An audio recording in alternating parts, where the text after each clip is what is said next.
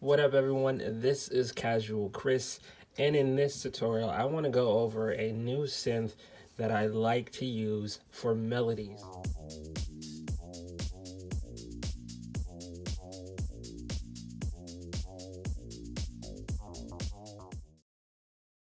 Now, this synth is called FM2. Now, FM2 is from an awesome company called AudioKit, who, as you have may seen in my previous videos, put out a free synth called Audio Synth 1. Now, that synth is amazing and it's free. The only drawback that I had from it is when I updated my iPad, support for IAA or IIA, I think it's IAA, it definitely went down. So Apple is trying to push their AUV3s. So basically what I'm trying to say is it'll crash. It's been crashing a lot more for me. So I started looking for audio AUV3 options so that my iPad can run good, as well as, something with great sound. So in comes this guy here. It is an FM synth, which, if for my synth nerds out there, this is not an in-depth tutorial on what an FM synth is, but it's a certain type of synth, and for me, I like plucky sounds out of this. So this synth is awesome for plucky sounds. Any kind of plucky inspiration that you need. If you want to throw an ARP on it, it's great with an ARP. So in combination with an ARP, awesome plugin. Now, a little bit more in depth on this plugin. It's laid out like Audio Synth 1 is, and you can actually find your sounds fairly fast.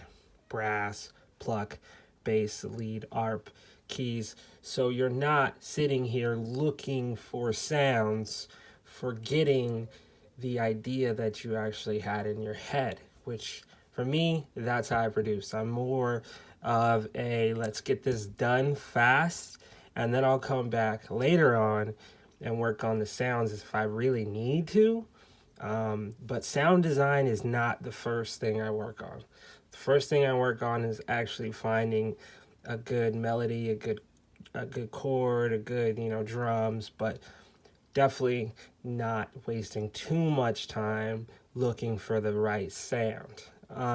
So having said that, I like programs that allow you to find your sounds fast.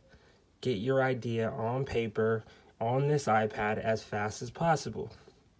So, great sounds for that.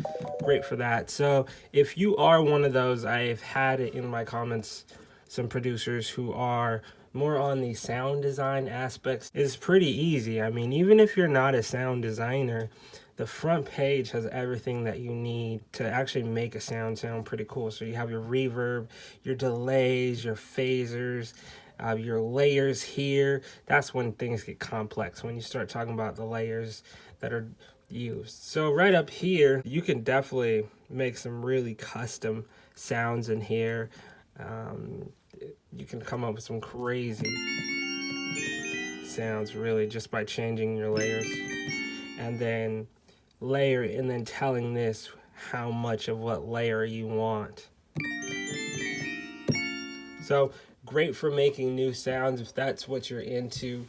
FM2 definitely gets deep into sound design, so that's cool. Another cool thing about this is your FX. It has a really good bit crusher on it, really good distortion on this.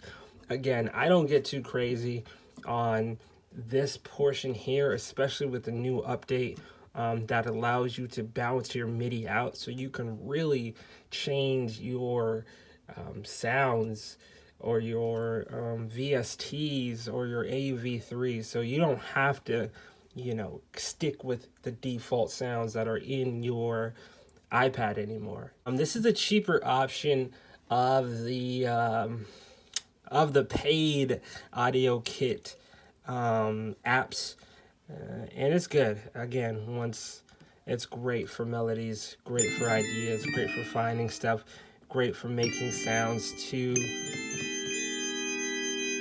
Yeah. So again, this is one of my favorite plugins that I'm using right now for my melodies, and it is AudioKit FM2. Thanks for watching the video. Hope helps you. Hopefully you check this out, and let me know in the comments what you think.